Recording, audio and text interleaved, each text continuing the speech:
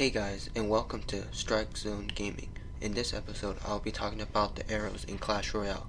I'll be talking about the statistics of the arrows compared to other spells, why the arrows are good, why the arrows are bad, and I'll be showing a replay in which I use the arrows very effectively and how you guys should use them. Alright, let's get down to the basics. The arrows are unlocked in the training camp, which means you have a chance of attaining them from a chest once you start the game and beat those tutorial levels.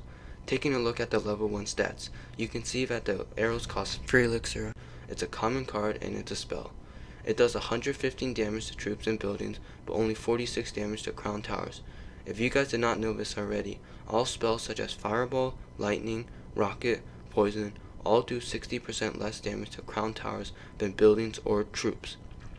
It has a radius of 4, which is very large in comparison to the size of the map.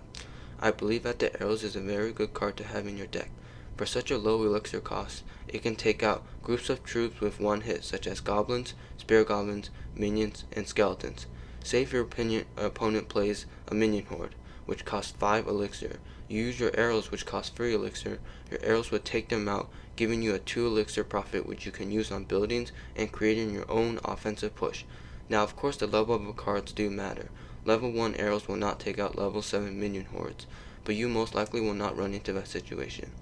Taking out the minion horde with the arrows is very effective in gaining you elixir over your opponent and allowing you to play more troops, construct more buildings, and cast more spells. On a scale of 1 to 5, in which case 1 is very weak and 5 is very strong, I would give the arrows a 4 as a strong card. It's weak in the fact that it does very little damage to crown towers, which sometimes can determine whether or not you win a game. Sometimes that little damage is all it takes to take out a tower. But that's not the purpose of the arrows. It's used to gain an elixir advantage in which you can use other spells and troops to take out the tower. But it can also be very helpful for taking out the tower if the tower's HP is very low. Another thing to note with the arrows is that you can't directly place them on top of troops. But troops will be moving and you will most likely miss some, if not all of them. To counteract this, you want to place them ahead of the troops in the direction they are going. Alright, let's jump into some gameplay showing how I effectively use the arrows to gain an elixir advantage and use that advantage to start my own push. If you guys haven't noticed already, I'm playing on BlueStacks, which allows me to play Android games on the computer such as BTT Battles, Clash of Clans, and Clash Royale. I've been using BlueStacks for about 2 weeks now, and I find it easier to play Clash Royale with it.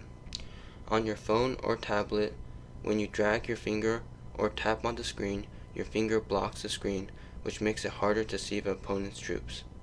It also allows me to be more precise on deploying my cards because I'm using the mouse rather than my fingers. I highly recommend using BlueStacks, but it's not necessary. So I'm a level 7 in Arena 7, playing against this guy, another level 7 from the clan Cats. So I'm currently using the hog free strategy, and it's been working out very well for me. My name is Heroic Eric, and in real life, my name is Eric. Taking a look at my hand, I have the giant skeleton, small 1 elixir skeletons, goblins, and the hog rider. Here I start off by generating my elixir. I start off with the giant skeleton, and he starts off with 1 as well. Look how I use my small troops to drag it all the way towards the center of my field so both my towers can shoot it at once. He drops a wizard behind the skeleton. He counters my giant skeleton with barbs. But the bomb the skeleton drops kills the barbs. I drop my hog with my freeze in my hand and prepare to freeze the tower and any other troops he's going to use to counter my hog. While his goblins are frozen, I arrow them, giving myself a 1 elixir profit. 2 elixir for spear goblins and 2 elixir for goblins, and arrows are only 3 elixir. He wastes his fireball on my hog that was probably going to die from another shot from the tower. Now I'm in a way bigger elixir advantage. I build my elixirs to prepare for a push or defend. I drop my giant skeleton into far back so as he walk up I can generate my elixir. He drops a giant skeleton as well on the right side with a wizard behind it. That combination is pretty powerful because the giant skeleton is like a tank while the wizard kills little troops with his splash damage. I drag his skeleton once again back in the middle with my smaller troops and kill off his wizard with my minion horde while it's locked on my tower. I don't counter the goblins on the left with my arrows because it would not be elixir effective. My tower wouldn't take a lot of damage and it will kill them pretty quickly.